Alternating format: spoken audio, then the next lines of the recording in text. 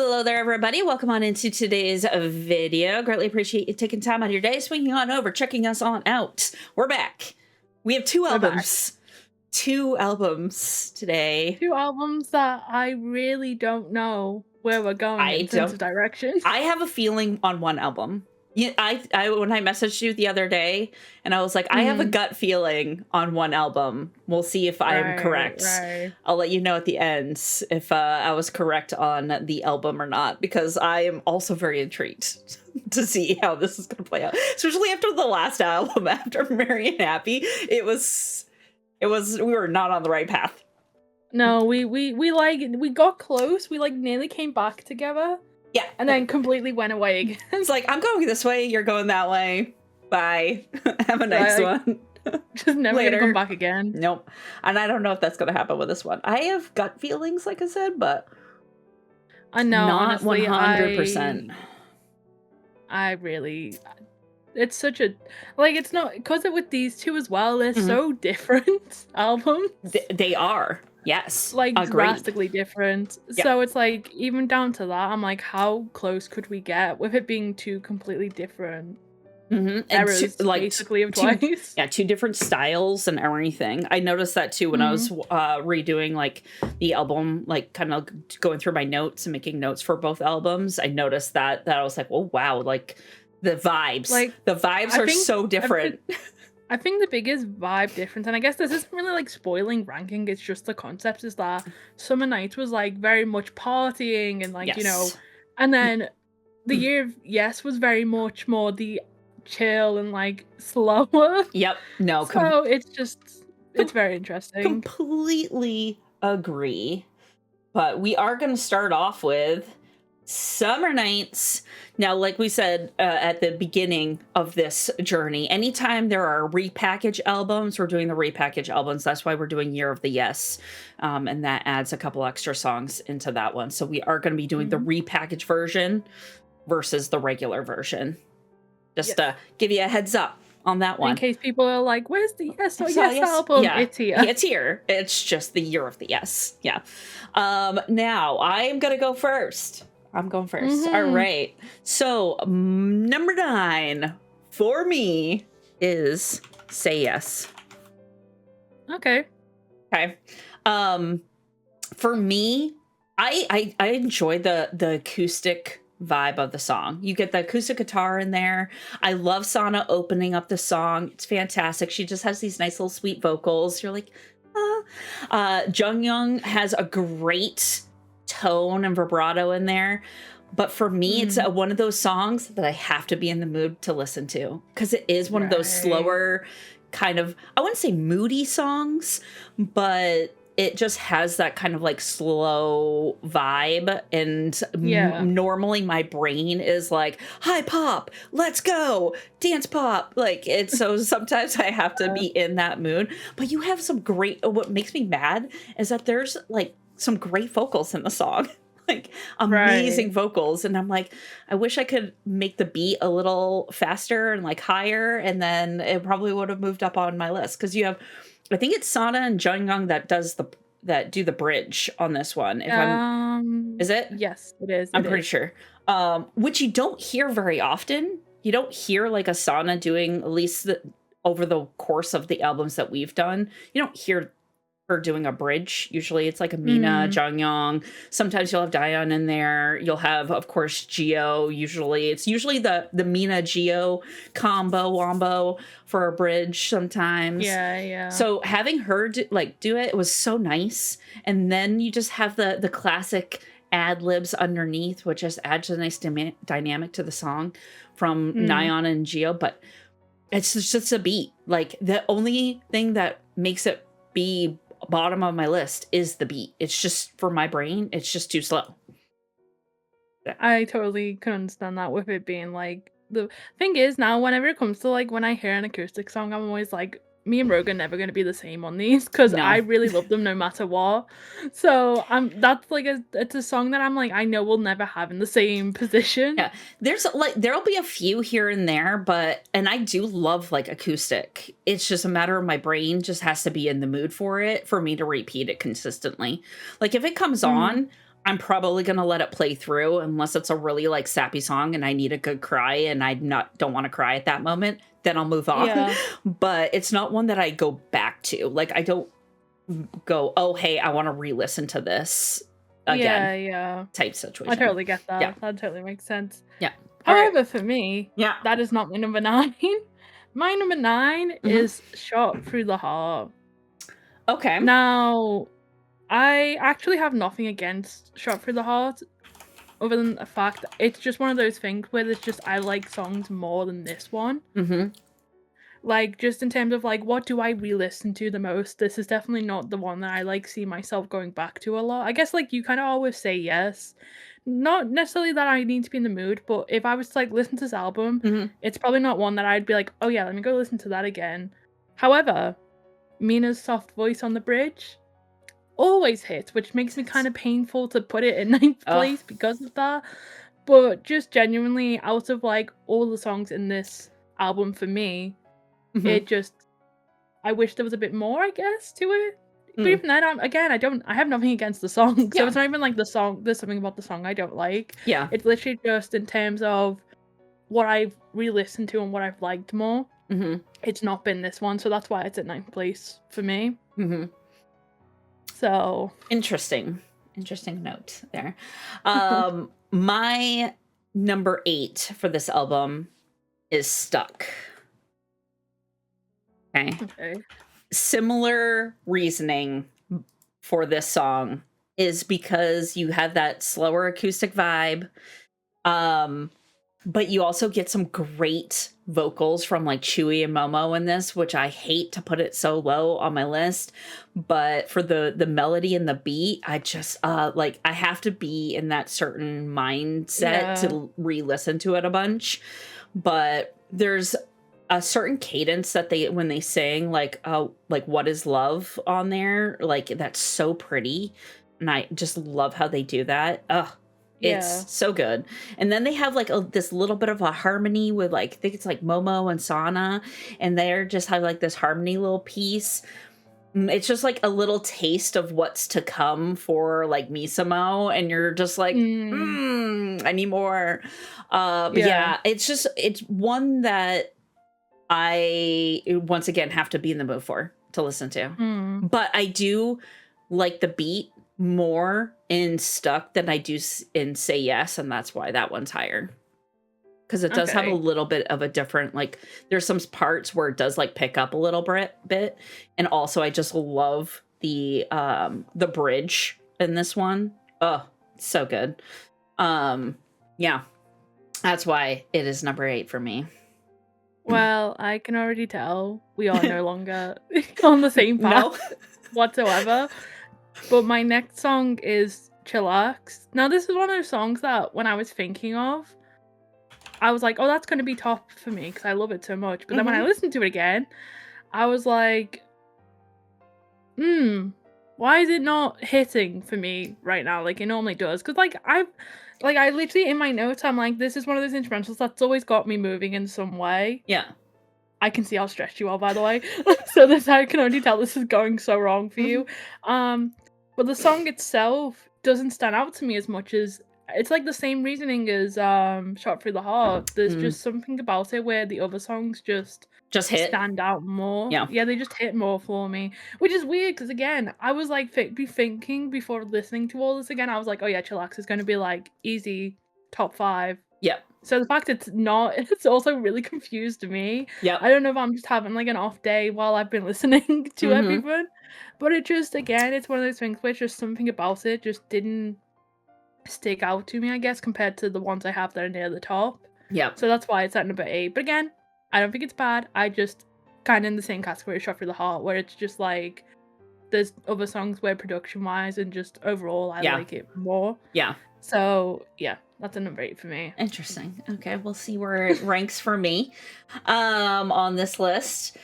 Now, for number 7, this one actually kind of changed for me because I actually moved. It was higher on my list, and after it's almost like Chillax for you, in a way.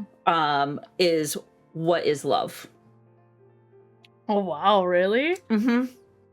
I know it's controversial. I know it's going to be super controversial here.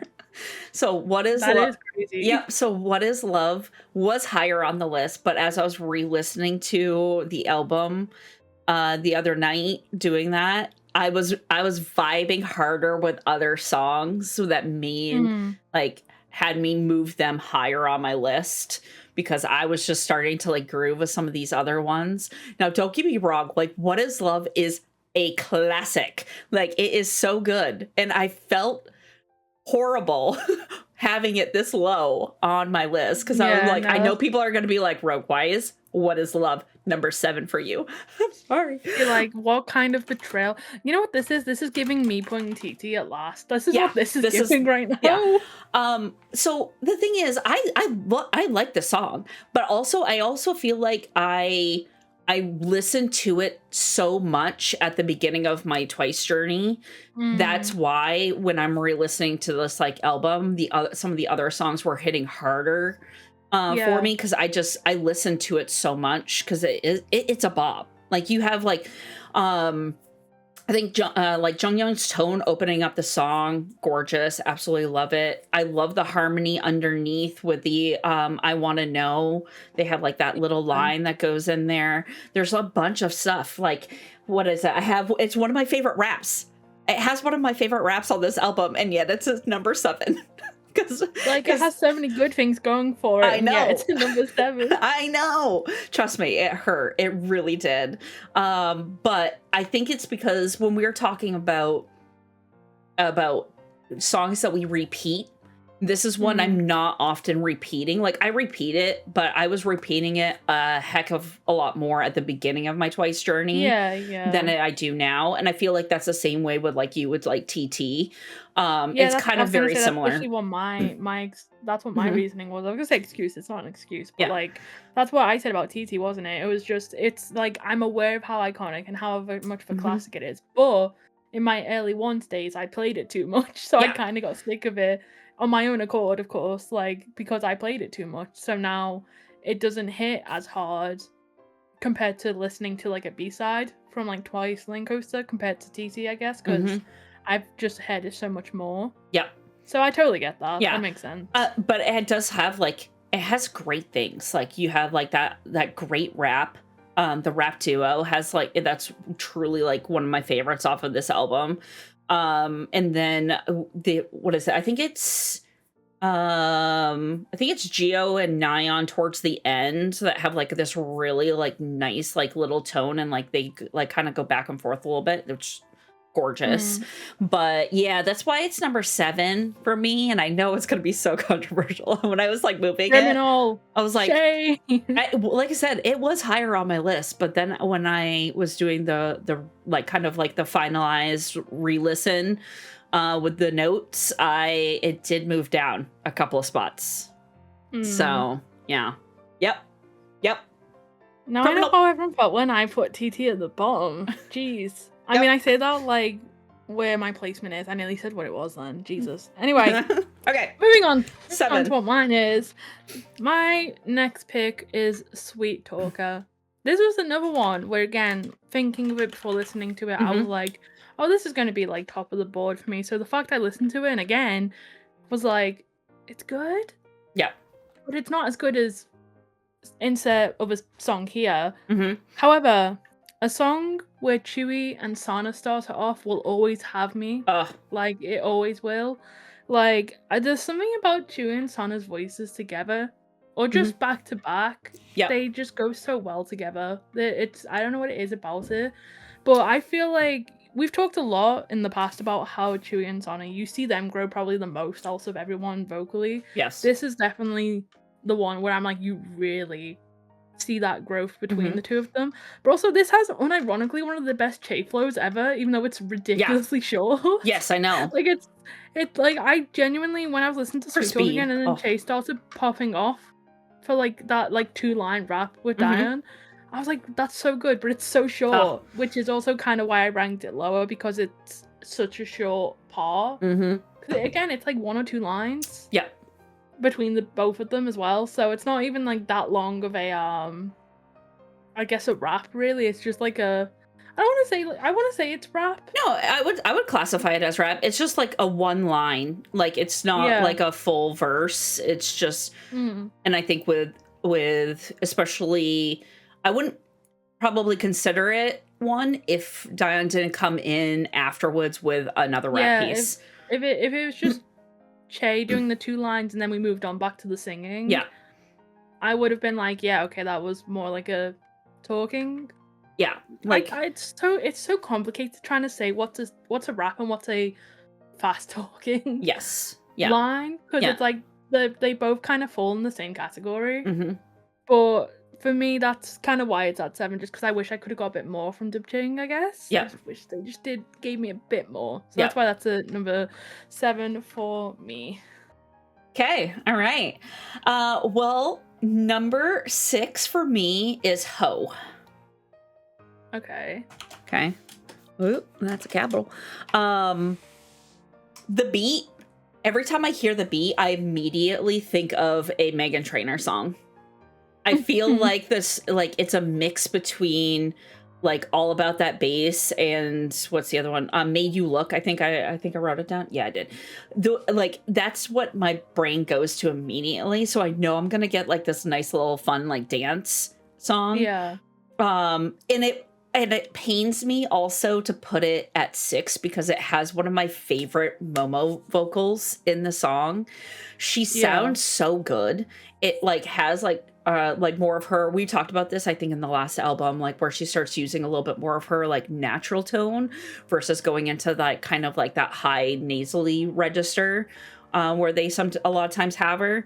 So this one has more of like, you can hear it. It's like more of that like lower tone and you're just like, yes, please more. Yeah. And then Gio just has like powerhouse vocals through the entire thing and you're just like popping off. I'm just like, it hurts so much to have this solo. But it's one of these songs that just has to kind of go somewhere. If that makes sense. I've come to the conclusion that at least at one album that we check out, there's got to be one song that just gets put in a place just because they have to go there, not because we think it belongs in that spot. Just like I don't know where to put it.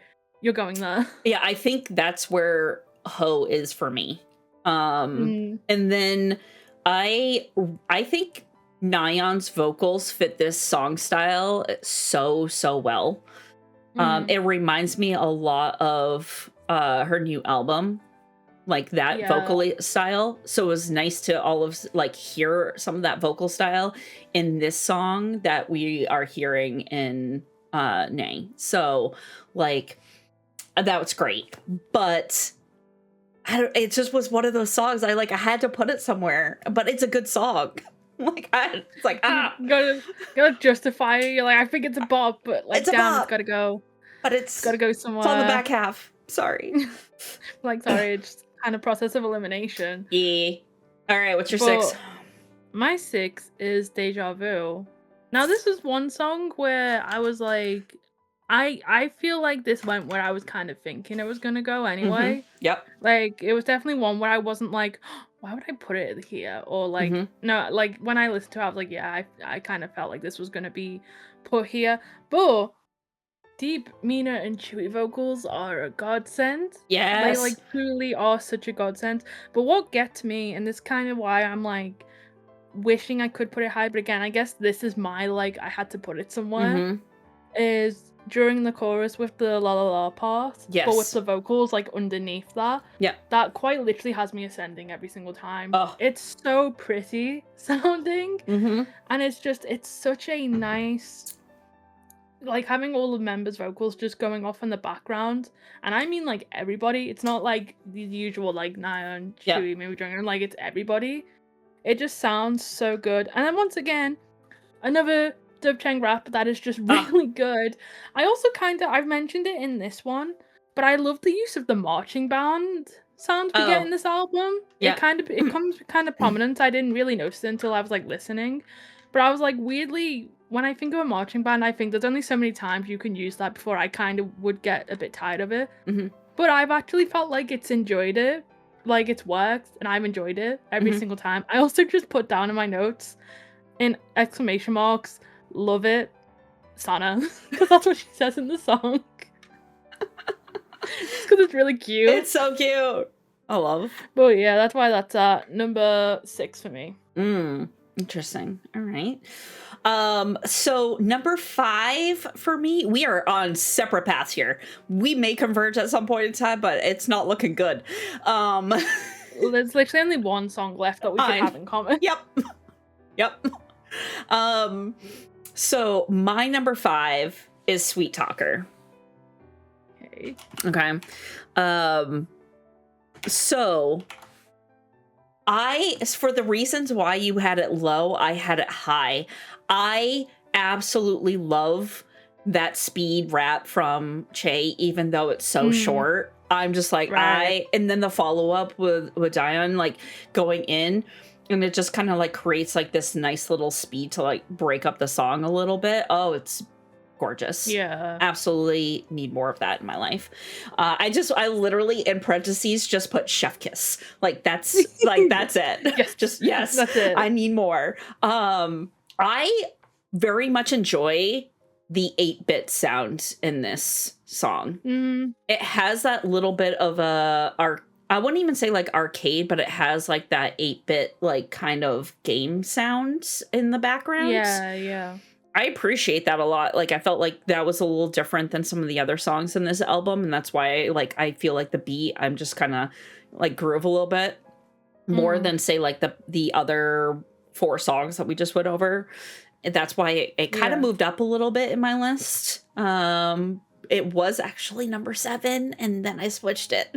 So What Is Love was actually number 5, so it was still low, but I switched it. But then you made it even more lower. Yeah, I just made it even lower. There's also in Sweet Talker, there's this like styling that they do with their voice where they have like this sharp pitched note that just kind of like gets cut off. Like they just like kind of, I wouldn't say it's actually kind of abrupt in a way, because it just kind of like cuts it off. I actually really enjoyed that. It's something that you don't hear a whole lot in some of their songs, at least on this album. So having like that 8-bit sound, then you have like the rap going in there, and then you have that. It just, for me, there was lots of different layers to it. But not only that, the speed, you had the speed rap, right? The faster rap. But then you also get the slow rap. So it was a nice little dynamic that like you had the faster rap. It was like more like beginning, middle of song. And then you have all of a sudden like they both like go lower and drop into like a lower, slower rap later on. And it just has this nice little rap flex, I like to call it, because you see 2 completely different styles of rap in one song. And that's why I was like, I gotta move you up. I gotta move you up. And I just love Sana's little ooh ah throughout the entire thing. It's so adorable. It's so cute. I just cannot get enough. Sana, this is another album where Sana just has a lot of cute moments in the songs. I've come to conclusion. Yep. But like I said earlier when I was talking about it myself, the song would be higher, but I just wanted that little rap section, the faster one, to just be a bit longer. Just a little bit longer. Yeah. Just a little bit longer. Yeah. But again, like I said, that's like my song where it's like I had to put it somewhere. Yep.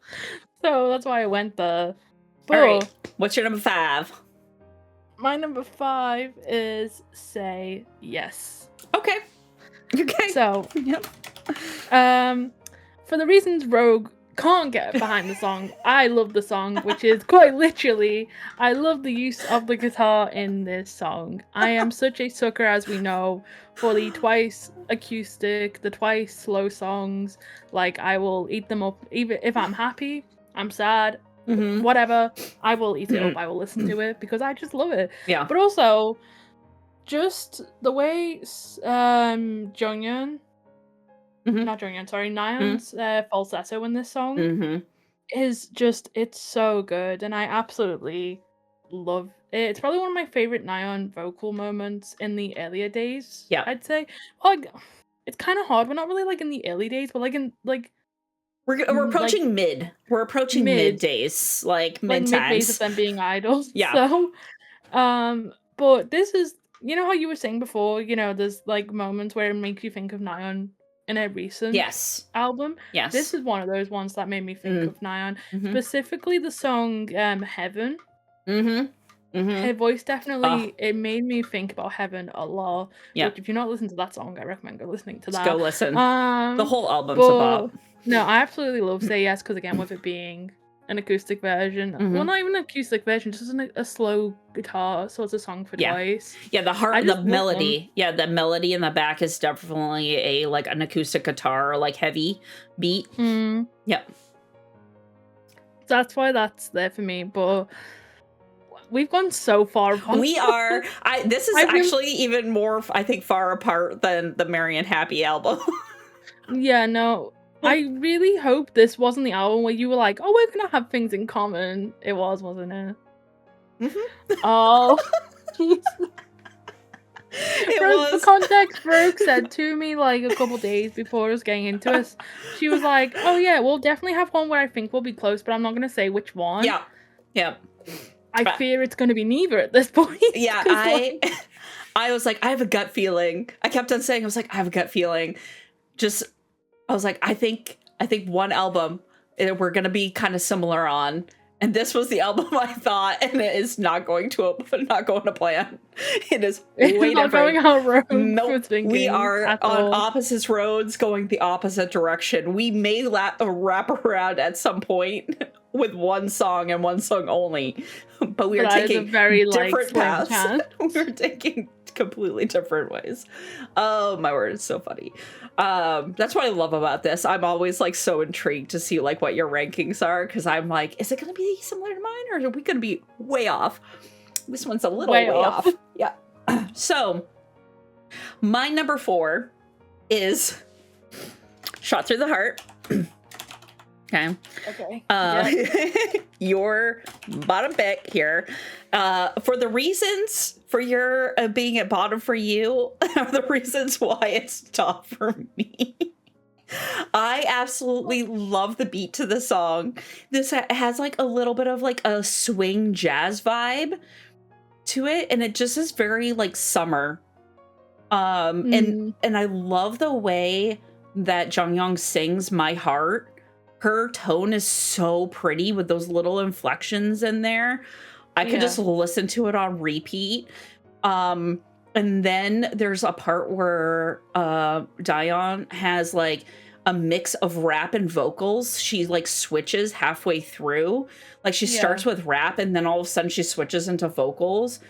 I was like, wait, what just happened? I wasn't expecting it. And then all of a sudden what's happening? And I'm like, oh my word, this is amazing. And you just want to like listen to it over and over again. There's a bunch of little, like, especially with the My Heart, like a lot of them, I think Gio also does like a little bit of like this really nice, like interesting inflection on the note. That just like captivates you. It's just so pretty. And then I literally have in big bold letters the bridge queen Mina. Like that is all. Like wait, hold on. You did. Hold on. You said I literally say in my notes, I have nothing against the song. I just need more of it. However, Mina bridges on a soft tone will always hit. So I'm with you on that. Yeah, it is one of my favorite bridges, I think, on this album. Like just the way that she has like this soft kind of like airy tone to her like vocal during it. It's just it's like angels singing in your ear. Like literally that's what it is. Yeah, no, definitely. I also put in with a little heart. J-Line wrote the song. With a little heart. No, I literally put I'm so sorry J-Line in my notes because I knew they wrote it. I was like, yes. I was like, my little Misamo heart. I was like, yay. I'm like, why does it make it why are all my choices making it seem like I just don't like songs that members take part in? Because all the ones that like are lower on my list is where a member has took part in so far. Yeah, I was like, I put that in as my last little comment. I was like, J-Line wrote the song. Heart. I love that our notes are practically the same in just different directions as well. It's really funny. All right, what's your number 4? I'm intrigued. My number 4 is What Is Love? Okay. Now, I feel like I'm in the safe zone. Like, I shouldn't have people coming for me for this because it's in the top 5. Don't worry, they're coming for me on this one.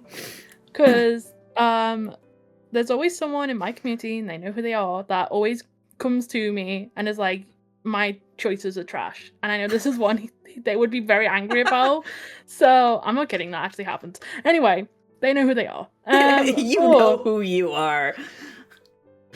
But I said in my notes here, immediately, this gives me like in the sense of like the instrumental is so iconic that even if you don't stand Twice or you don't like Twice or whatever, you hear the first like 5 seconds, you're like, oh yeah, that's What Is Love. Like, you know it. Like, everybody knows it. It's like one of the... It's kind of on like the part of like, you know how we talked about with Cheer Up, how Shy Shy Shy was like so huge. Yes. I feel like What Is Love is this has that same sort of level really, where like, you know, like even when I was listening to it, I could envision like the whole like choreo, the question mark. Like it's just something I can like visualize perfectly. Like whenever I listen to it, it's just I can envision the whole choreography of the music video, whatever's going on, I can picture it. But obviously, I put in capital letters, Dub Chain Grap came, devoured, and conquered, and cleaned the plate. And it was funny, delicious. It literally, like, I will eat it up all the time. But obviously, one of the things that make it just so, like, so good, and this is obviously, yes, because I am a Geo bias, is Geo on the bridge. Oh. That whole moment where she does her moment, and then from her big notes, and then it goes to Nyan. It's so good. It's such a good... It's like, that is like the standard of how like Twice finish their songs, is with the big notes at the end. Yeah. And I think What Is Love is probably one of the best ones for it. I also said that I just really like how Sana sings the chorus for What Is Love. She's so cute. Her voice tone, that sort of like bubbly tone she has, it really suits the song like super well. And so overall, I just think it's such an iconic song, and it's got so many different elements to it that make it iconic. Like I could literally, if I wanted to, but we'd be here for a whole other video of itself, is just talking about why What Is Love is really good. So I literally put, like, I'll keep it short, everybody was perfect in this song. Me, number 7. I like the song, guys. Promise. Meanwhile, me, I'm like, praising it. But the thing is, like, for all the reasons why you just said that it was a number 4 for you, I absolutely 100% agree. It's just the fact that when I went in, like, ranking these albums with the mindset of, like, what would I repeat, or what do I repeat more, or what would I repeat more type situation. And with it being one that I've heard so much during like the beginning of like the my little Twice journey, I just heard it in so many things, whether it was like a fan made video or like just like an opening to like a variety show, or like one of their little skits, or like a Time to Twice type situation, like any of those. It's something that you hear a lot in it because it is like an iconic song. I was gonna say, because you're still kind of getting into like the early days like of their content, right? Correct. Like the rising contents and stuff. Yeah. So you're bound to still be hearing things like What Is Love and stuff in the background more than the more recent things. Yeah. It's interesting because obviously we've talked about how I've been a once for longer than you have, so it's ironic that I say that, like, you know, TT, I played it too much, because What Is Love, I feel like I didn't play it too much, or at least I don't think I did, because it's a title track that I can just go back to and listen to again, and I don't have that, like, oh, you know, I've kind of overplayed this to myself. Maybe I just was, like, a TT fanatic, and I just don't remember that part. Yeah. Because, I don't know, but no, I genuinely, it's one of those songs where I just feel like I could never, it could also put you in a happy mood, I feel. Like, yes. Like, I don't know why I'm questioning about What Is Love, but now I'm questioning it. Like, what is love? I don't know anymore. Like, don't know her. Don't know her. Never knew her. I don't know. But, like, no, it's such a good song. And when you said it was a 7, it just made me be like, my God. I was like, my God, I'm not going to get in trouble this time. I'm not the one. Oh, that's so funny. All right. So number 3 for me, oh boy. All right. Is Chillax. Okay. Yeah, that's the one that I saw was stressing you earlier when I said it. Yeah. So I love the opening of this song. Like, you have like this steel drum type beat at the beginning. It's just, it's so catchy. There's like a moment where there's back and forth vocals between Sana and Mina towards like the beginning of the song, which I absolutely love. It's a nice little dynamic, but also once again, it almost is like a prelude to like the Misamo albums, because you get that a lot. And so maybe that's why it's like high on my list, because I absolutely love that album. It's such a great album. And I listen to a lot of the songs quite often. And so it's like I'm almost like, ooh, it's a taste of the Misamo album. I love this. Like, this is fantastic. I'm here. The chorus is so catchy to my brain. Absolutely so catchy. I just find myself like randomly will just like be humming it after, like, if I listen to the song later on, like in the morning later on that day, I'm randomly like humming the chorus again. Yeah. It just like, it sticks to my brain so much. And then there's like this great little rap piece. I love the rap piece in this, because you also have Momo a little layered into the rap duo. Yeah. Just a little bit. It's not like a full on, but just having her in there, great. And then Nayeon has this amazing little low tone to her voice in this song. I just melt every single time. Every time she dips into that lower register, I'm just like, oh, please, more. Give it to me. It's funny because, like I said, when I was like coming back to revisit Summer Nights, I was like in my head before listening again. I was like, oh yeah, Chillax is at the top because it's so good because of the chorus. Because I agree, the chorus is super catchy.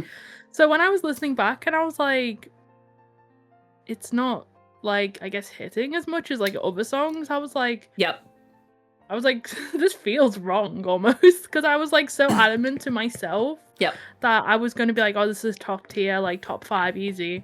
So to not put it at top 5 at all, in fact, put it the bottom nearly, it's kind of wild, you know? Yeah, that's crazy. All right, what's your number 3? My number 3 is Ho. Okay. That is my number 3. Oh, okay. I need to... Okay, before I do this, have you ever listened to or watched, like, the Hairspray musical? Yes. Yes. Okay, so that you might understand what I'm saying is, but I put in my notes, this song gives very much Hairspray the musical energy, and I can't wrap my head around what it is exactly. But if you've seen the musical or you've listened to it, you'll be like, yeah, totally, that makes so much sense. I think that's why I said Meghan Trainor, because Meghan Trainor also has that kind of like vibe. I think that's probably where I was going. I agree with you. Yeah. Like when I was, and this is funny because this is one of those songs where I was thinking was going to be near the bottom of my ranking. So the fact it's not is really interesting to me. But what I put down was Jio's vocal tone in this song. I just really, really enjoy. There's something about the way she sings. I think it's the chorus of it. That there's just a way she sings it that I just really, really enjoy. But what I do love is that obviously we've talked about Chewie low notes and how she sounds. She has a high note part in this song, which I absolutely like. I literally put Chewie's high note moment, she's growing as a singer, in my notes. You love it. But another reason why this is here is because we get another amazing Mina and Geo bridge. Yes. You just can't go wrong with a Mina and Geo bridge. You really can't. You can't go wrong whenever they're on a bridge together. Like, it's just, it's so good. I think it's the dynamic of having the soft tone vocal with the powerhouse vocal and you put it together. And it's like, you would think that does not work, but it just, it sounds so good when they're together. Like, I could honestly have a whole album of just them two together sometimes, just singing, because I feel like that'd be so good. I don't know if JYP Entertainment would ever let that happen, but you know, maybe you could have like soloist Park Geo and then Misamo's Mina as a feature. Maybe we could do it that way. You know, be maybe hilarious. We could make it like that. But no, I genuinely just think this song's so fun. And again, gives me very much Hairspray vibes, and I don't know why, but there's just something to it that gives that vibe. It's like that swing beat. It has. It is. It's a swing beat. It kind of reminds me of, what is the song from Hairspray? I know what song you're thinking of. I can't think of the name though, but you know what I'm on about, right? Yeah. That, I think that's also why I was very much in my brain thinking of like Meghan Trainor, because a lot of like some of those songs have like that swing vibe, like the swing pop vibe. It's like a swing pop. It's not like full like kind of like swing beat, but it's like has like a little like hints in there. But I like totally agree with you on the Mina and Gio bridge. Anytime they're on a bridge, it's just so damn good. And it's just so good. And it's usually, I'm not sure, like from what I remember, it's usually like Mina starting the bridge, and then you have like Gio ending with like that powerhouse, bringing you back into the song. It just works so damn well. That's what I mean. Like it's like they built the bridge together. Like Mina starts building it, and then Gio comes in and builds the other half, and then they both walk over it together. Like that is the accurate description of when Mina and Gio do a bridge together. Yeah. Oh, it's so good. That's just how it is. Yep. I agree. Yeah. No, that's why that's a number 3 for me. Okay. We still have one song, but I don't know. Okay, we'll find out, because number 2 for me is Deja Vu. Okay. So Deja Vu. Now, this song, it just makes my brain buzz in the best way possible for me. I know it's slow for you, but for me, I just absolutely love this beat. One, I very much enjoy opening up this song with a little bit of a rap piece. She like opens it up with that little tiny rap in there. It hits so hard when you have Che, Momo, and then Sana following it up, and like just right after. There's just something about it. It's just so damn good. I absolutely love it. And then you switch beats. Like you have like, then you switch up to like this kind of like groovy beat in a way. And then it's just so pleasing to my ear. And then you have this like instrumental section, and it switches to like a dubstep. Like literally it switches to like a dubstep beat. And I was so thrown. I was so thrown the first time I heard it. I was like, what is happening? I was like, wait, we're all of a sudden getting into dubstep with Twice. All right, let's go. It even though it's so left field, like it's so like out of there, like you would never expect it to happen, it works so well for the song. For some reason, the way that they built, like structure the song, it works perfectly. And it kind of breaks up that main melody a little bit, and then you switch back into it. Love it. And then you just have like these little almost like rap lines from like Sana and Jungyoung in there. And it's something you don't really hear very often. So I'm always trying to like go back and re-listen to it, because I want to hear those little pieces. It's just, for me overall, the melody and then the structure of the song is just so good for my ears and my brain. That's why it's number 2 for me. I love it. Well, number 2 for me is Stuck. Oh, okay. So, first of all, that means we have one in common. One in common. We're converging. We're converging. But no, number 2 for me is Stuck. And once again, it is for the reason that you have stuck near the bottom. I think this song is just so insanely catchy. And Mina does this little run when she says "stuck on you" that it just like, it's like something, it's a vocal moment that sticks in my brain. Like it itches the brain in the best way possible. Like I don't know what it is, but when she does it, I don't think she's the only one who does it as well. I think Sana does as well. I think Sana does too.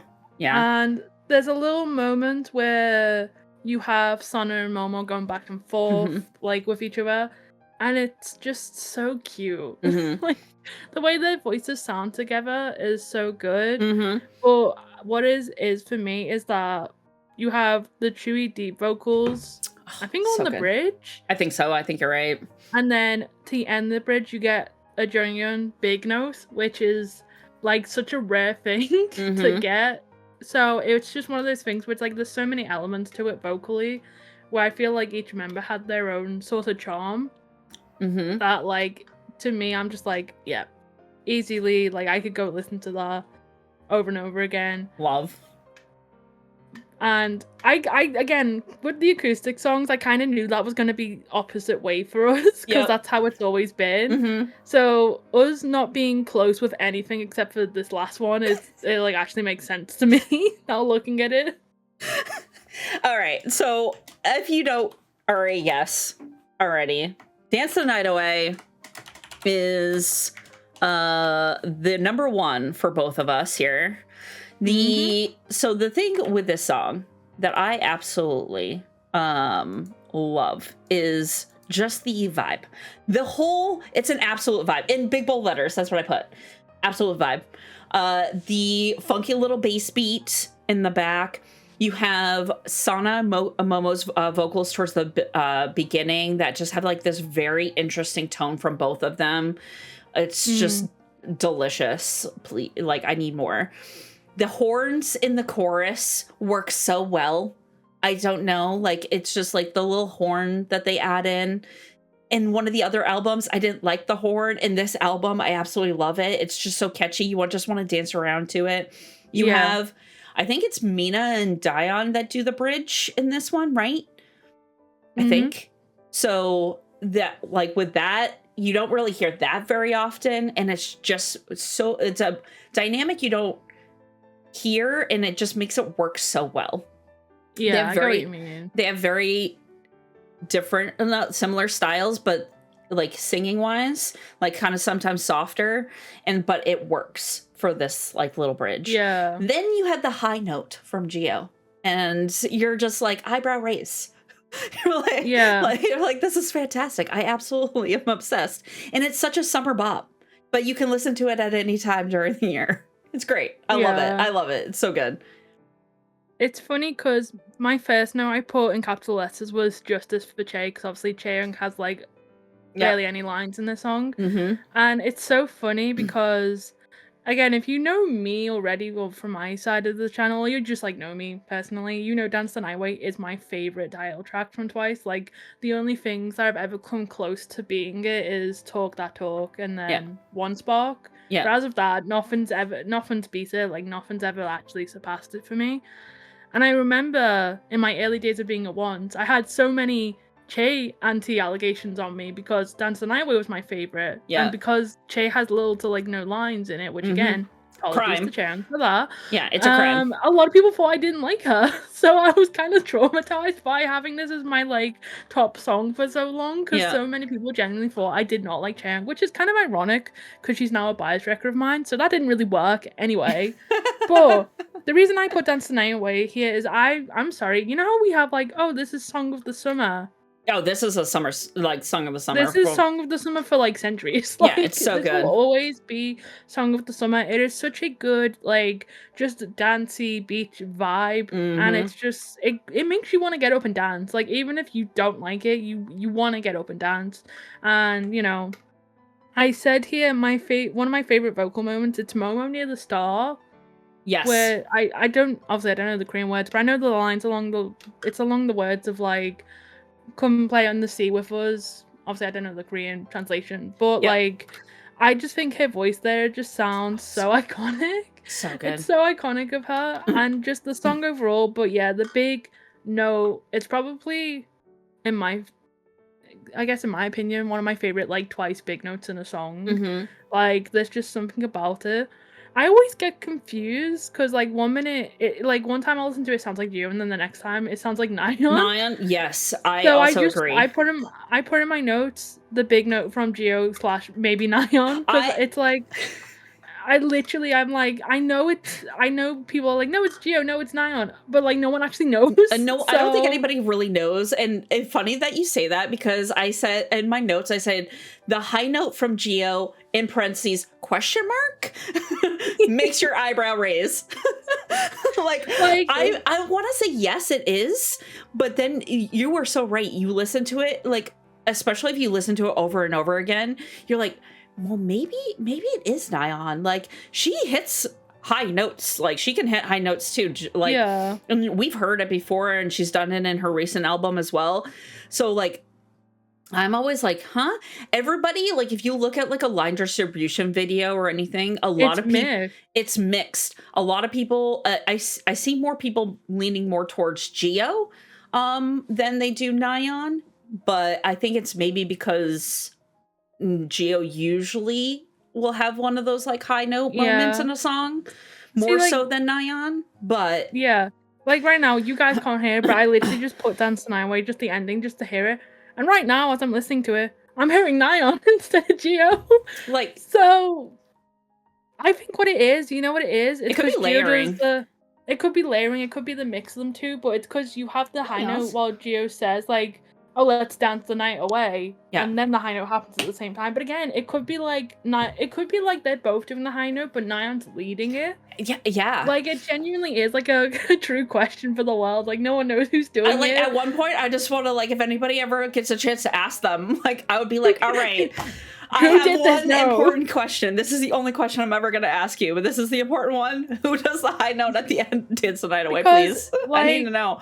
People need to know. The stages don't even show, because there's not like a moment where a member stands off to the side and, you know, does the classic K-pop idol move where they do this pose and they do the note, you know? So it's like you can't even find out from stages. No, it's it's just crazy. Hi, so, sir. If anybody knows, if anybody personally knows, let me know. Yeah, or if there's like a video talking about it, like, I know I've watched a lot of videos, and I know you've watched a lot of videos, but I've never seen this pop up at all in anything that I've watched, them talking about this song. No. So it's just like one of those, it's like a mystery of the worlds. Like, it is. It's like that. I don't know if you've ever seen it, but like there was this one picture in Twiceland that like still to this day gets people confused because it's like a black and white picture, and it looks like a mix of Mina, Chewie, and Dion in the same like picture. And it all the time it'll make its rounds back on Twitter or something, and you'll have people arguing on who it is in the photo. Yeah. Even though we already established who it is. Yeah. But it's like that. It's like no one actually knows anything because it's like it looks like 3 different people. It's so funny. Like, who are you? Yeah. So we were slightly different a little bit. We did. So basically, we had one location we were going to. We just went on 2 different complete roads to get to that one spot. We both just took detours. Yeah. And then came back. And then came back. We were like, you're coming from this direction. I was coming from this direction. But we met up at our destination. 2 different tracks. Because this is... So you have like Shot Through the Heart as like number 9. I have it as like number 4. I have Say Yes as number 9. You have it at number 5. Like, it's just so... And then you have like Stuck. You have Stuck at number 2. I have it at number 8. Like, it's just it is very like opposite. And then we both are like, Dance the Night Away is the track of this song, this whole thing. This is the song. Like, this is it. This is the song. I feel like Dance the Night Away, even like if it wasn't my favorite title track, it probably would have gone number 1 anyway, just because it's again, it's just unmatched, honestly. Down to even production, I'd say like so much production value is on this song compared to the rest of them. Yeah. That like I would just put it at number 1, even if it wasn't a favorite title track for me. Yeah. But like, no, just I like, because obviously for me, I was like, well, it's obvious I'm Dance the Night Away at number 1, but does Rogue know that's obvious?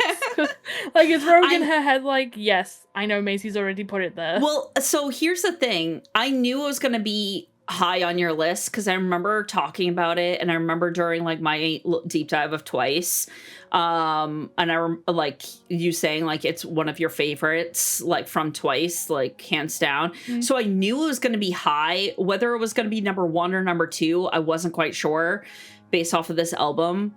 But I was like, this is the album that I was like, I think we're going to be super similar. We were not. This is where the Year of Yes, it's like the same. Yeah, the Year of Yes, we're gonna be the ones that are gonna be like, yeah, no, I agree. I don't know though. Now I'm like, maybe not. Are you good to keep going? Do you want to take a little break? I was gonna say take a quick break and then continue. All right, we'll be right back. Hold still. Be right back. Bye. All right, guys, we're back. We are gonna be checking out the Year of the Yes. We have refilled drinks. We're good to go. Oliver's back. And I will kick it off, I guess, here. Well, yes. I don't know how controversial this will be. Well, I'm excited to kind of see your reaction on this one. Because number 9 for me is Be As One. Okay. So Be As One for me, I absolutely, and I put in big letters, Sana's opening with the soft vocals. It's so good. I absolutely love when she goes into that just kind of like soft tone. And then you have Che and Dion following it up. It's just a really nice little opening to the song. You have great harmonies. So, nice little harmonies, vocal layering the song as well. There's this one part, I think it's Nyan and Momo that have a great little like duo portion.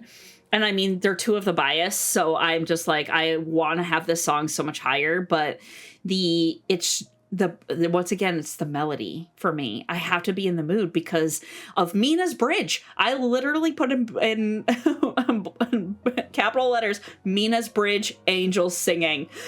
Like angels sing. I find myself always like kind of like I get emotional every time I hear the bridge. So it's one of those songs that I would say out of all of the songs that I have like low because of them being like maybe slower or acoustic type songs, this one I have low because I always tend to get a little emotional, and that's why I skip it unless I need a good cry. Yeah, I genuinely don't think there's been a time where I've listened to Be As One and I haven't cried. Right? I was tearing up when I was like re-listening to the album to putting in my notes. I'm like, man, I don't need to cry tonight. Not today. Not today, please. This is not the time. I'm an emotional Pisces. Be like, please, don't do this to me. Please. I'm not mad at that because I before we start filming, I said to Rogue, there's 2 things that I have ranked low, and they're the exact same reason, and you're gonna know when I say what my number 9 is, because my number 9 is BDZ. Okay. And it's because it's the Korean version of BDZ. I just do not like the Korean version of BDZ. Yep.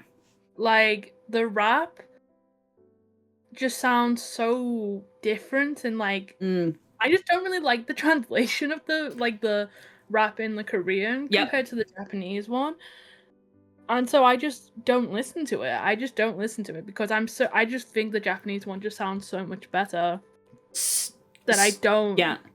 So I have listened to the Japanese one. I'm to that album. Like I've on Patreon, I have gone past that album, and I do agree with you. The rap hits harder in Japanese than it does in Korean. I think it's just like the flow of it. The Korean one, I don't know how to explain it. There's just something about it that is like when I hear it, it just doesn't hit as hard as it does when I first heard like the Japanese version. So that's literally why it's a number 9. It's just because I just don't like the Korean version compared to the Japanese one. Yeah, that's literally it. It's like it had to go here. This is it.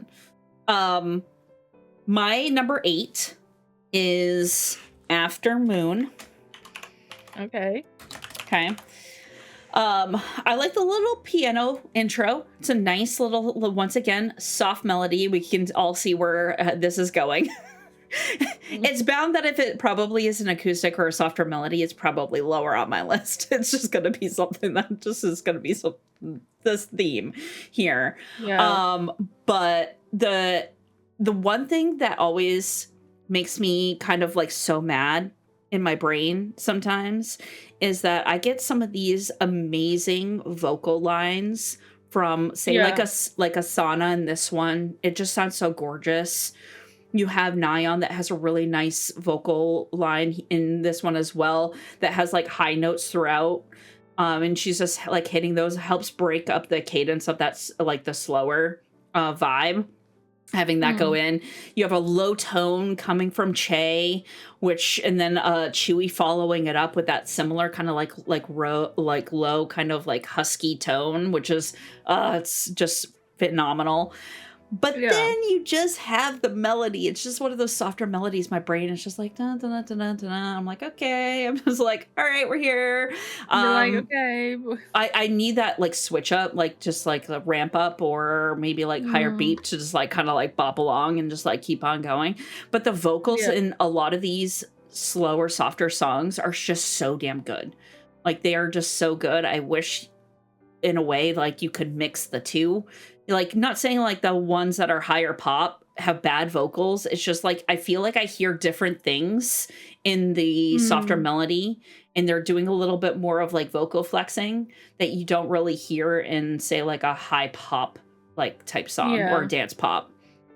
That's so honestly, I feel like Dance and I always like a good example of like mixing the vocals with the high energy. Because, like, we were just discussing before about, like, the high note and stuff. And even just down to, like, not even the high note, just vocals in that song are very, like, prominent and clear. Yeah. But it still has that very, you know, dance sort of energy to it. Yep. So I definitely can understand what you mean with that. But with that being said, my number 8, again, if from what I just said about BDZ, is B is 1. Now, this is actually really hard to put this here because I absolutely love this song. But, again, the Korean version just kind of throws me out of a loop when I hear it. Yeah. Like, it doesn't throw me out as out of a loop as the BDZ one, which is why it's 8. But it's, again, it's that thing where it's like, I just think the Japanese version is just so much better and, like, nicer. But with that being said, the song itself, I literally makes me cry every single time. Yeah. Because it does. It does. Like, it's just such a beautiful song. Like, not even like just the meaning in itself is so nice, but like the vocals in it are crazy. And if we were to do the Japanese version, let it be known, this would definitely not be at the bottom of my list.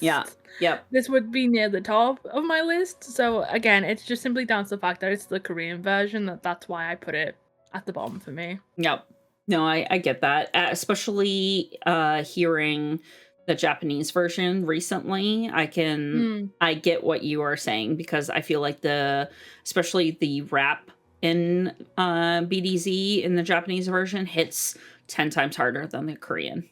I don't know what it is. I don't know if it's just the phrasing, I guess, or the pattern, the melody. It's the melody that, like, you know, I'm so used to hearing it in one way that when I hear it, and you know, I'm someone who has like English versions of Twice songs. But for me, the English versions of Twice songs don't sound as far away as like the Korean in terms of like, you know, what's translated and stuff. So that's why I feel like for me with both BDC and BS1, it's just like they're not necessarily bad, but I just don't go out my way to listen to them at all, because I just think the Japanese ones are better. So that's why they're both at the bottom for me. Number 7 for me is The Best Thing I Ever Did. So with the Best Thing I Ever Did is number 7. All right, why it's number 7? It has the Christmas vibe. It's not as prominent as some of the songs from like Merry and Happy, which is probably why it like is above like BS1 and Afternoon. But it is one of those that has a great little line from Chewie. When Chewie sings All I Want to Do, it is so good. Like, she just has that All I Want to Do, and the tone is amazing. It's the bells, like the Christmas, like kind of like bells, is not as noticeable in this one, but you can definitely feel like, hey, this is kind of a Christmas vibe to an extent, but it's one that I can re-listen to, and it's not like, oh, this is Christmas, if that makes sense. It's not like Merry and Happy status, basically. Yes, and it's just like it's still good, like still you can play, like, no, it's a kind of like a Christmassy theme, but it's not one that I'm like, it's like screaming in my face that it's Christmas. But there's one little spot that Nyan sings in where she hits this note and she just kind of like holds it for a little bit longer, and it just draws it out. Oh, so damn good. I absolutely love it. But I just want to like put that on repeat, like for a hot minute and just listen to her just sing that no over and over and over again. Other than that, like the whole song is just, it's a good vocal. It's just a matter of that Christmas type vibe is why it like moved down on my list. Yeah. Mm-hmm. Well, that kind of hurt. Oh no! I couldn't even hide my emotion for that one. I was like, Anyway, my number 7 is Sunset. Okay. First of all, I think this is like Jungyeon's song through and through. Her vocal tone in this song is just so good, and like I just think of hairlines whenever I think of Sunset. But what I also like is we've talked about how there's some songs that Twice do where they kind of experiment with a lot of sounds and it doesn't really work for them. This is one of those things where I felt like there was quite a lot going on in the bridge in terms of sounds, like background sounds, like sound effects, instruments. But it wasn't like to the point of it being like, this just doesn't sound right. But it definitely was like, we are pressing a lot of buttons here. Yeah. And I'm with it, but also what direction are we trying to go for the bridge? Especially because it's kind of different from how the rest of the song goes. Yeah.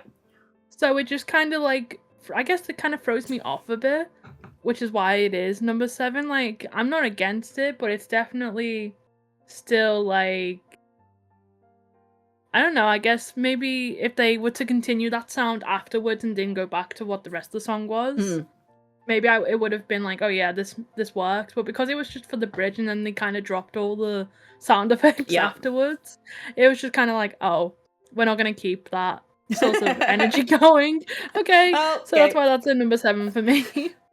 All right, interesting. Okay. So number 6 for me is BDZ. All right. Wait, question. Sorry. Yes. Yeah. Did you listen to BDZ Korean before the Japanese? Yes. Okay. That is why. I forgot if you had. So, and that's kind of where I had in my notes is why it's a little higher on this list is because I listened to this version before listening to the Japanese because I'm just exploring like the Japanese albums over on Patreon right now. That's what I was just thinking, yeah. So my brain is set more towards the Korean version because when we were doing the Twice deep dive, I heard that one first. So that version has been on playlist for a while now. But the rap does hit harder in the Japanese version. I just remember listening to it like it was just a couple of days ago, like but on that version, and I was just like, oh my word, like this hits just so much harder, like the rap piece over the Korean. Yeah.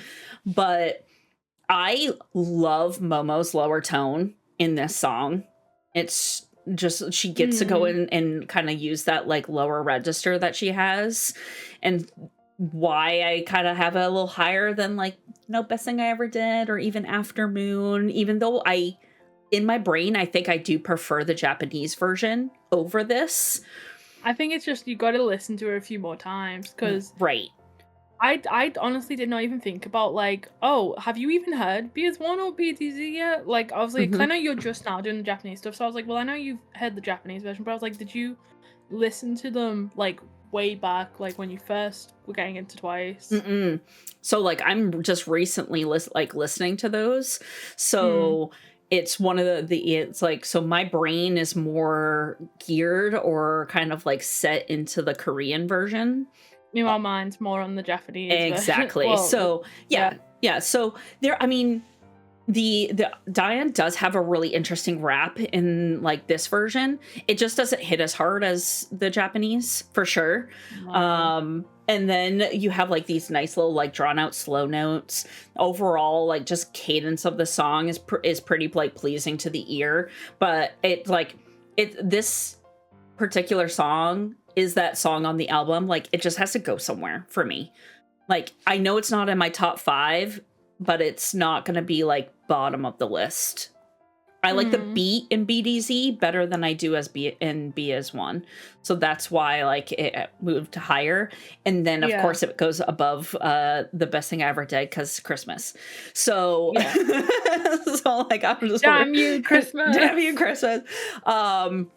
You know what? If they used a different kind of like bell in that didn't sound like a Christmas type bell, I probably would have that song so much higher on my list. It's just I cannot not think of like a Christmas theme or like starting Christmas in that song. I don't know. But yeah, BDZ, like the song, I'm just so used to the Korean version over the Japanese version. That's why it's kind of like mid on this one. And it's one of those songs that just has to go somewhere on this list. I have a feeling I'm going to be listening more towards the Japanese version, 110% over this one. But I like just checked it out like a week ago. So like it's something that I haven't really listened to over and over again yet. So that's kind of where that's at. That's my number 6. That's just interesting because again, I know so many people in my position where it's like, oh, Japanese version, you hear that and then you hear the Korean one. So it's interesting to have someone be like, oh, I've heard the Korean one and now I've just listened to the Japanese one. So it's interesting to see someone be like in the opposite way of me, where it's like, I just need to get used to the difference the other way, I guess, to what I was. But what I have next for my number 6 is La La La. Okay. First of all, hold on. I'm like making sure my notes are here. I literally, again, another iconic Sana note where it's at the start where she's like, hey, wake up. Hey, wake up. Yep. I'm like, that is just cute. Like, it's just really cute. But the song is catchy and upbeat. I love Mina's voice during the line. Or is it? I forgot what the line is now. Oh, where she says like it's our party time. I just think her voice sounds so nice there. I don't know what it is about it, but it's just her tone there just sounds really nice. But again, the use of the marching drums comes back with the song, and it's again where I would think it's a bit obnoxious. I actually kind of liked it. Yeah, I think it's with Momo and Sana going back and forth. Yes, that's when they come in. Yep, and I just really like it. It just fits. It's like. When you have a marching band sound, it's hard to not make it too overpowering to the vocals. So it's a nice balance of like, you can clearly hear it, but you can clearly hear Sana and Momo more over it. So it's not like one is too loud compared to the other, and someone's, it's not like they're just like equal levels, which I just really like. So for me, that's why it's at number 6 for me. Okay. Judging by your face. Interesting. We're going very opposite ways Interesting. again. We're on different paths once again. Shocker, I know. So number 5 for me is Sunset. Okay. So not too far off from you. And no. I do agree a lot with what you were saying about it. I enjoy Gio opening the song with that like a softer vocal, because she's normally like does a lot of the powerhouse type vocals in there, so having her dynamic of going into a softer tone is just so gorgeous. Yeah. Then you have Sana's huskier like kind of tone throughout this entire song. I just melt. And like we were saying about the Summer Nights album, where you can see like a Sana and a Chewy like developing and growing and improving. I feel like this is that album that you really start seeing a lot of the vocal differences, or like the different vocal styles from like a Sana or even Chewy. There was this one part, like, where is it? I put it in my notes. Momo's, that when she says like, if we were together, like that little like portion of the song. Yeah, I know what you mean. It just sounds so good. I could have that on repeat. I don't know what it is about the way that she sings it. It just sounds so good to me. Once again, you can hear kind of like that like little interesting lower tone that you don't hear very often, especially in the beginning albums. We're now more into like the mid years, maybe beginning mid. So you're starting to see a little bit more vocal differences on there. And then Dion and Che have like these really like sweet vocal lines, and it's nice to have like that little like soft sweet vocals coming from them after hearing them do like a ton of rap on like these past couple of albums. So having just like them flex their little vocals, so nice. I love Gio's ad libs. She has great little ad libs towards the end of the song that are just layered in there. It's so good. Delicious. Just delicious. It is delicious. Once again, chef's kiss. Chef's kiss. Good. So good. But next for me, or at number 5, this is one of those songs where it kind of had to go somewhere, which is Say You Love Me. Okay. Say You Love Me, the beat during Dion and Che's rap is so good. I don't know what it is, but it's just like it's so I don't know what it is about it, but I just really enjoy it. It's like, you know how we talk about like the sections in songs we could just listen to over and over again? Yes. That is definitely one of them for me, where I could just go back and listen to over and over again. But I also love that after, you know, the back and forth with Diane and Che, you have Sana and Momo come in and they do the same thing where they go back and forth with each other.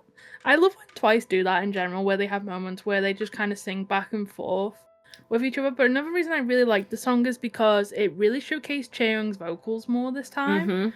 You know, I feel like in the early days of Twice, you see Che as the rapper solely, which is funny because now you see her more vocally than a rapper, which is, it's funny how it's kind of switched over the years.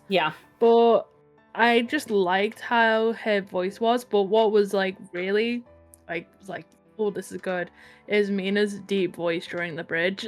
Oh my god, I like actually got like shocked when I listened to it again because I didn't realize how deep her voice was. But of course, again, it's a bridge where it's like Mina, soft vocals, and it leads into a Gio big no. So already, again, like we were talking earlier about that bridge where Mina starts and Gio finishes it, it's always going to be good. It just always is. So that's why for me it's number 5.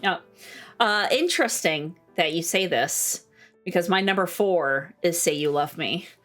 Oh, okay. Okay, so a little similar. We're maybe moving back into a maybe, I don't know. I mean, already I feel like we've become more similar than we did with the other album. Yeah. So I do agree with you on everything, because I also have a lot of those points in my notes as well. I literally have in here the Dion and Che rap back and forth with the beat is so good. And it's just one or two and it goes back and forth. I was like, it's so interesting. And it just hits so hard. And then I put it in there. Same with Momo and Sana following up. Oh so it's very similar. Very similar. I think it has a very interesting guitar beat too for this song. Which is like, from like, my brain just loves that little kind of like guitar piece.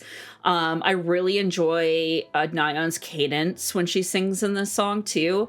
She puts like these little tiny inflections on a lot of her notes that sometimes you don't hear as often. You hear it a little bit here and there, but I feel like during this whole thing, she was just doing some really nice, like, kind of like vocal inflections. And then once again, I put in big caps, Mina's bridge, big caps, because she goes into that like that lower, deeper register when she sings, and you're just like, is this Mina? Like, wait, I was like, huh? Is this who I think it is? Like, when you're, especially if you're ever watching like a lyric video or something like that, and it pops up, they're like, did they get this wrong? Like, is this like, am I gonna get roasted on my video because somebody put on the wrong person? But it's something that you don't hear, but it's like one of those bits that you just want to re-listen to, and then you have like the outro of the bridge where it just like hits that high note. I thought it was Jungyoung though. Is it Gio? I thought it was Jungyoung who followed up. I thought it was Jungyoung. Oh god, it's dancing my way all over again. I was like, I thought it was Jungyoung. So having that, like, just whoever it is, like, go like with the high note, like going out is just, I love it. But yeah, I'm very similar. So we're on a similar, we're semi almost meeting. We'll see. What's your number 4? My number 4, and this is where we're probably going to drift away. Oh, God. Because it's Yes or Yes at number 4. Okay. Yeah, I can already tell we're drifting away from that. Anyway, Yes or Yes at number 4. Yes or Yes, it's like, I mean, the intro. Mina, like, that alone, it's so good. It's so good. And what I love is the way Chewie starts the song. You know, you get the Mina, you know, the intro, whole "Hey boy," and then you go straight into like the just heavenly Chewie vocals, like out of nowhere. Like, hello, how did I just don't know how we get blessed with such things. But this song, to me, it hurts to even put it 4, even though that's not bad because it's not, you know, it's not low. Yeah, but it's just like, again, it's that conversation of like, I listened to it a lot in my early days as a once. So it has to kind of be put lower just on the basis of like, I listened to it a lot.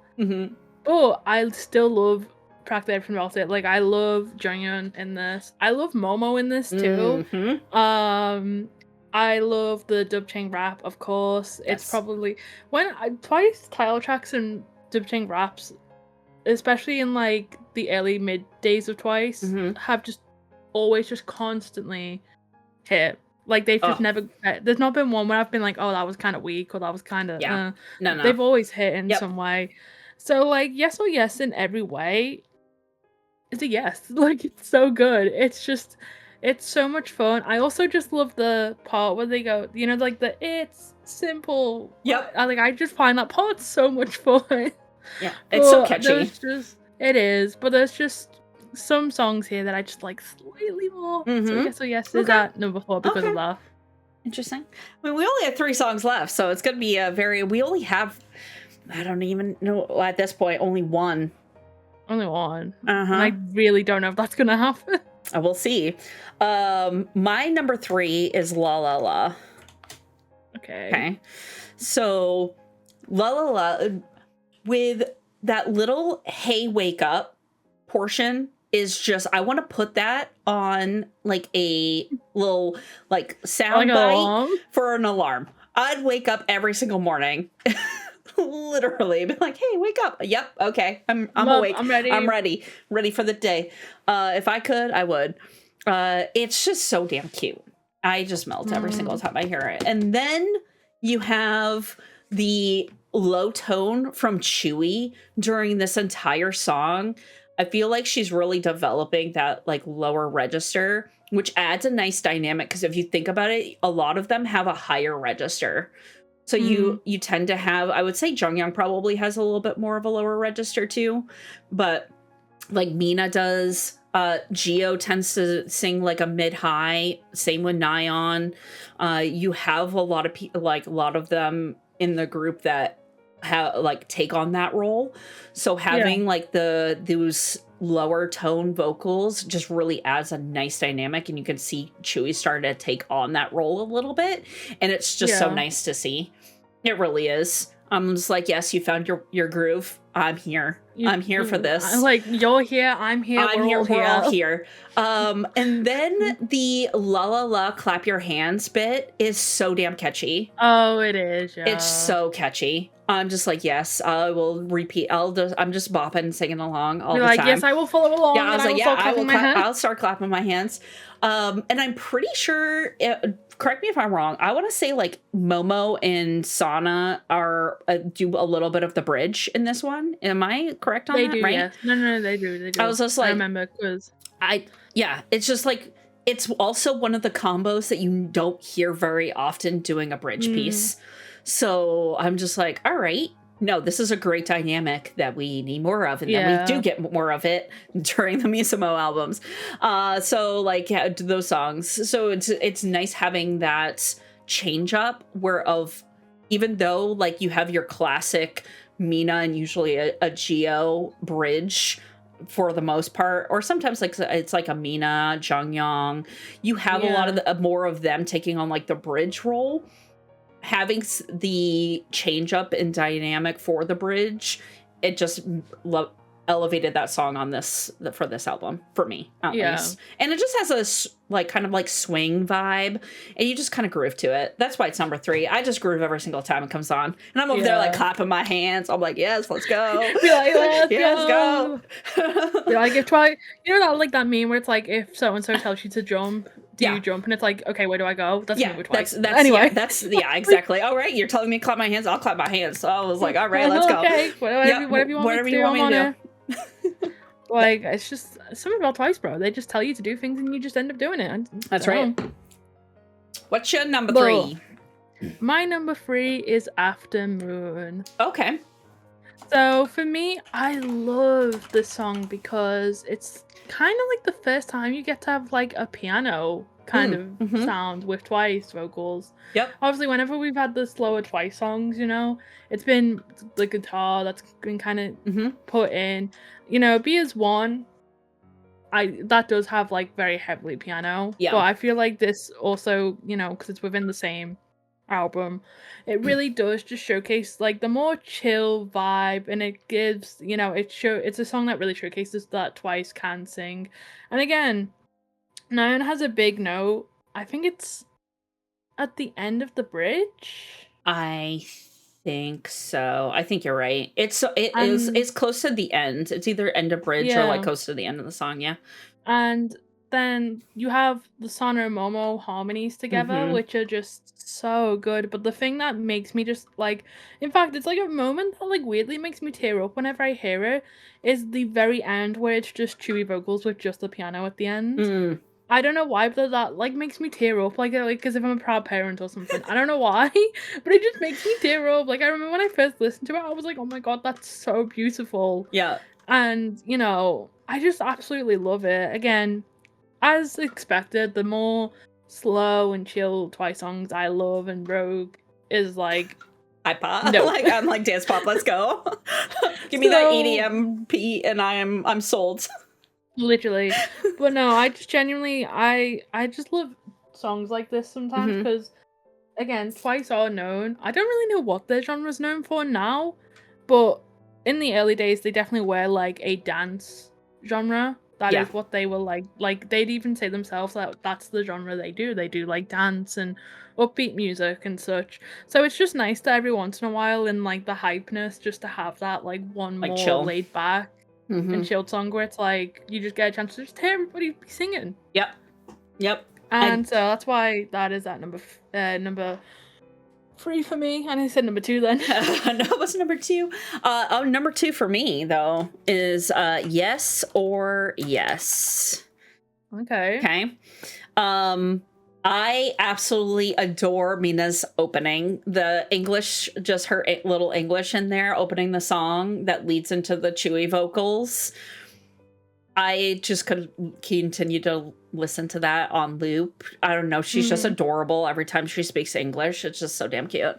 But one of my favorite Jonghyun vocals is at the beginning of this song. I don't like it. For me, there's just something about the way that she sings at the beginning of Yes or Yes that it just hits so hard for my brain, and I want more of it. Like I just, I wish she would bring that type of like vocal into other songs, which she starts doing in the later albums as we start going through. So I do get it. It's just like, this is the kind of like the first kind of like taste of it. And you're just like, oh, please, I want.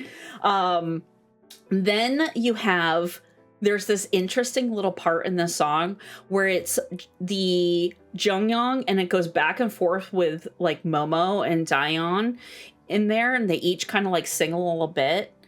And it's once again, it's very much like the Che and Daeon rap where they kind of go back and forth, but in this one it's more of the singing.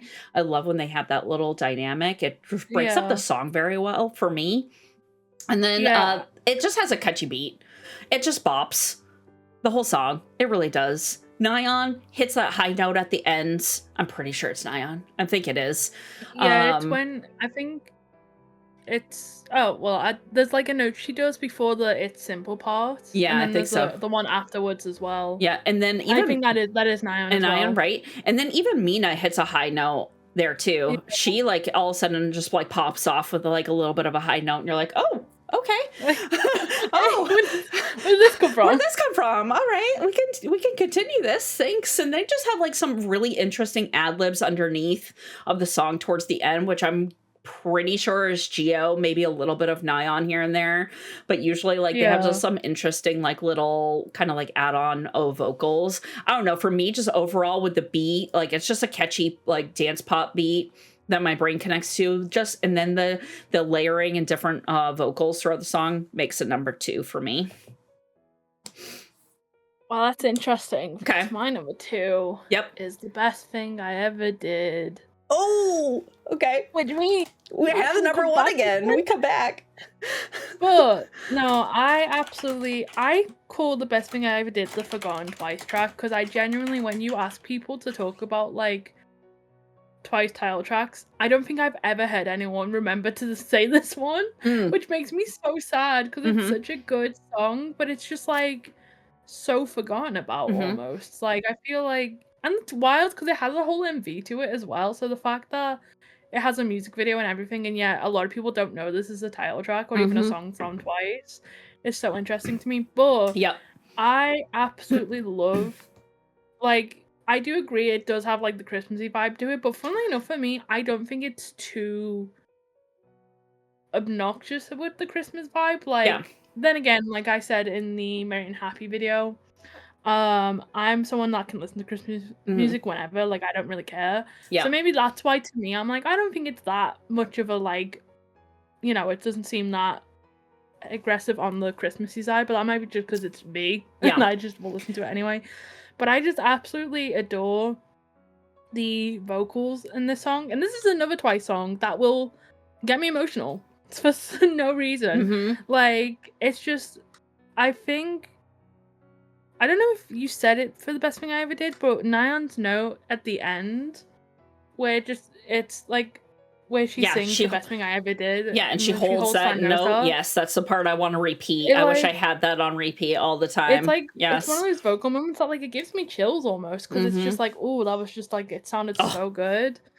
And I just think everybody's vocals here really, like, I absolutely love Chaeyoung's voice in this song. I really feel like her voice just sounded so nice, and you know, I feel like it was kind of one of the first times almost to get the sort of soft Chaeyoung sounds, I guess, in a sense. Like we've heard her sing before the song, like this isn't the first time you hear her sing, but because there is, to what I remember, there is no rap in The Best Thing I Ever Did, which I think that's the first time there's no rap in a song that we've gone over. I think there might have been like one or two, but it was one of their, like, of course, like one of their slower, softer songs, I think. I think there's like one or two, but like for a title track, I think this might be the first time you don't get any like rap in. Yeah.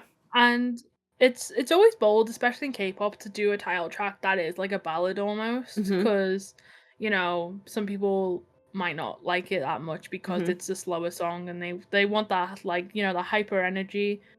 So it's like another thing where it's like, you know, it's a lot more on the slower side of things. So if you were like excited to come back and then they're like, here's a ballad, you probably would be a bit, not disappointed, I don't want to say disappointed, but like you'd be like, oh, I was kind of hoping for something a bit more uplifting. But in terms of me, who's the Twice vocal supremacist, this is amazing. I absolutely love it. I think Mina starting it off is super nice as well. Her voice fits it so perfectly. I love it so much. That's why it's at number 2 for me. Yeah. I do, like, yes, it has that Christmas vibe. I think out of all of the, especially from the Merry and Happy and this, out of all of like the Christmas type sounding songs, this one has the least Christmassy.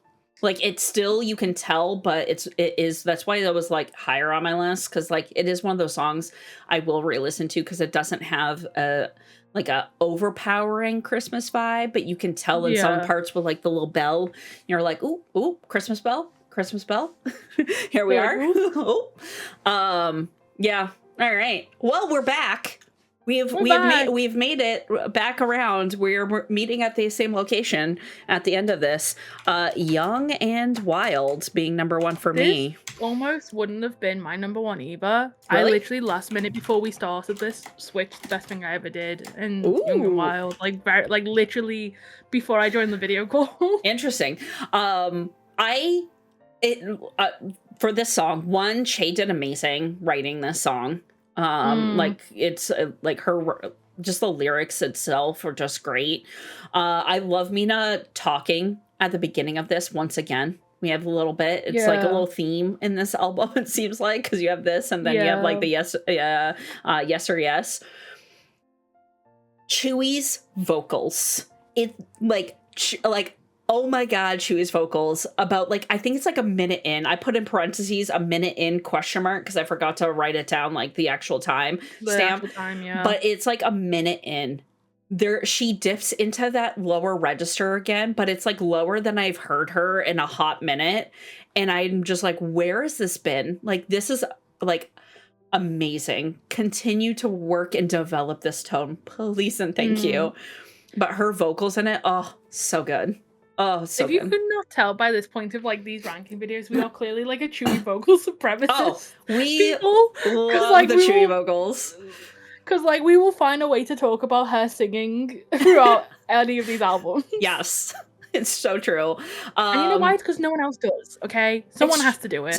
Yeah. I just remember doing my, like, during my twice, like, deep dive, talking about Chewy's vocal development. And it's like, I'm back at that point again where we're going through these albums and I'm just like, yes, we're back at appreciating and recognizing the growth that she's doing and the talent that she has. And this is that one song that I'm like, oh, we are at that point. I know we were saying it about like Merry and Happy and even like Summer Nights album. You start hearing that. I feel like Young and Wild is that song where she's just like, all of a sudden she's like hits that mark and is now just full send the rest of the way. Based off of that little vocal. There's also some great vocals from Nyan. I love how she sings like Young and Wilds in there with her little inflections. It sounds so good. There's some nice, soft, interesting vocals from Sana and Momo as well. Just overall, you have like the powerhouse vocals from Gio with the high note. So good. It's funny because my first note is love a good little Mina intro. Because funnily enough, although for Yes or Yes it's not up there, but for Young and Wild it's definitely up there. You know what it is? It's like the messaging she says for Young and Wild too. I like, you know, obviously we're these rankings are how the song sounds, but the meaning of the song too is just so like, it's just such a powerful message. And you know, I'll try to have a lot of songs that talk about, you know, you just need to be you and that is okay. You don't need to be changing, you don't need to be doing all this to fit in, and that's what I really like about Twice's music as well. But with Young and Wild, like you said, Che taking part in this song with, I believe, Kim Petras, who's the who is an artist as well. I think I can't remember if she wrote or she produced this song. Yes, I can't remember, but I know she was involved with it. But she was involved, and then they got to meet at like the Women Billboard Music Awards, which was like fantastic. It was such a great, you know, full circle moment. Considering Kim Petras is like a huge want as well. Like it was just great that whole interaction go down. But this song as well. I have here. I absolutely love the beat switch up after the rap with Diane and Che. Like it's like a breakdown that you don't expect to happen. You think that, whoa, like where did this breakdown come from? But it works. And then it follows quickly with the Geo big note after Sana's like soft vocals, which again I'm just like, chef's kiss, it's so good. But I think this is probably one of my favorite songs for Momo. I absolutely love her tone in the song. I just think she sounds, first of all, she just sounds so comfortable singing in the range that she's in this song. There's just something about it that, like, I'm like, this is the range I feel like you should, not like she should, but like it suits her a lot. Bring back. She needs to bring it back in a few songs, because I do agree. I think they do tend to have her sing in a little bit higher register, and so when she sings in like in this song, kind of like that mid, like kind of low, it just sounds like it's so comfy for her, and she's just cruising. Like when you look at like Misamo, for example, Marshmallow. Marshmallow. Hearing Momo in Marshmallow with that deep voice off the rip, it's like so good. It's like, oh my god. Like, and I feel like here you kind of get like a bit of that. You know how you were saying like you kind of get a taste for Misamo? I feel like that's what you get with Momo, a bit of taste of like, oh, she can sing in like this deep register. But I just think it's just such a fun song. Like, again, the messaging, the song itself, just everything about it. It's just so good. And again, it was originally second place, but just last minute I switched it and put it first. So which is kind of crazy. Interesting. Interesting. So both of these albums, wild, because we went from not meaning at all, very close, and this one kind of close was Say You Love Me, and then went back off track, and now we converged again at number 1. So both albums, both Summer Nights and Year of the Yes, we have same number 1. That's interesting, because we haven't had that in a while. We haven't had that in a while in these past albums. So just I'll be very excited to see how the Fancy You album comes into play and feels special. It's gonna be an interesting time. I can guarantee it. But also, actually, speaking of those albums, I have this thing I call like the Twice transformation, and no one ever agrees with me on this, and I feel like I go crazy. But have you ever thought how drastically Twice look like they grow up from The Best Thing I Ever Did? Absolutely, to Fancy? Yes. I feel like Fancy is that switch for I know it's like that debate of like, when do Twice stop being more mature? I definitely think Fancy, it's still got that playful vibe, but it's definitely like we're starting to get a bit older.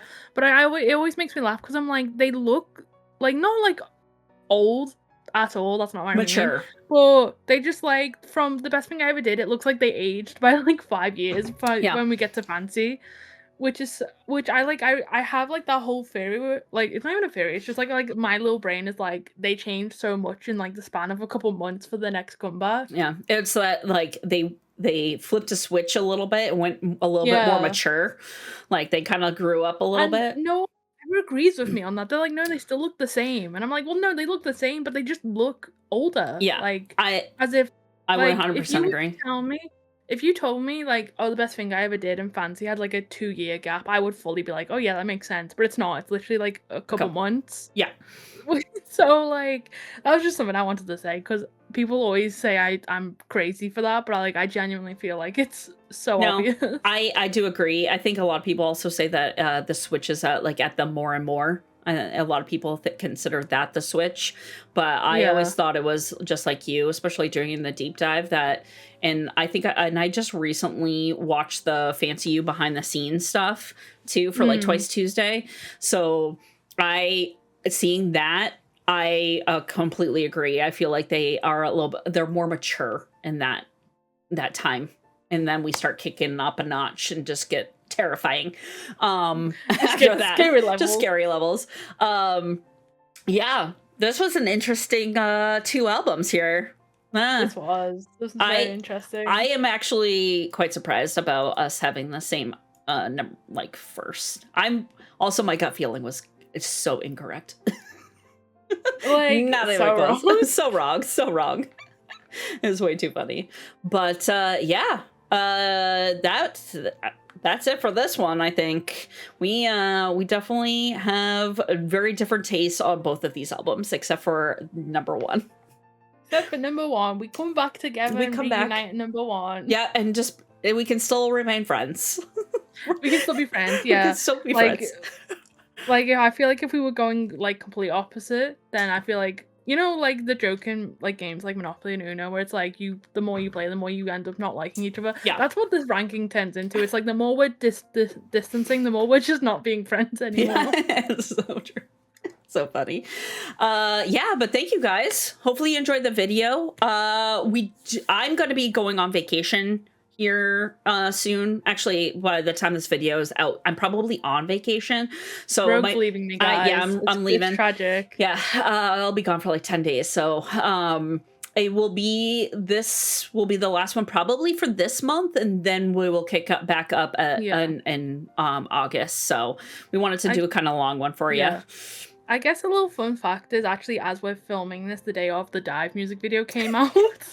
Like, it literally came out just before we joined. Like, I messaged Rogue and was like, I'm so sorry, I need to go watch the Dive music video. So I had to make Rogue wait like an extra, I literally had to make Rogue wait like 20 minutes while I watched it. Which is completely fine. I was doing other stuff because I'm not checking out Dive until I get there on the Japanese album. So, which will be a different. I have time to prepare. That's great.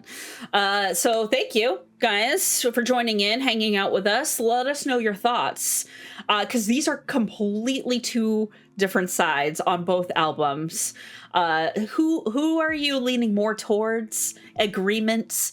Do you hate me for having songs so low on this? Like, what is love? I'm just over here like, sorry, it's at number 7. Sorry.